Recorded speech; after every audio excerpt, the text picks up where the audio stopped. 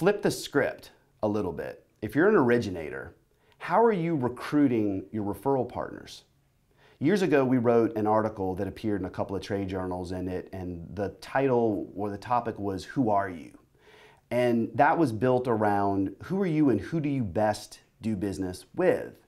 And what we found is the top originators did most of their business with people that they had developed trust with, personal and professional trust.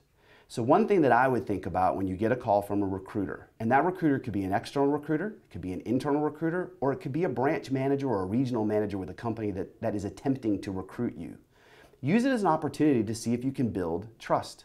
Is there something there that goes beyond the simple sales recruit call? Is there a chance to build a relationship? If you feel it, go with it. If you don't feel with it, move on, because there's probably a recruiter relationship out there that can create value for you.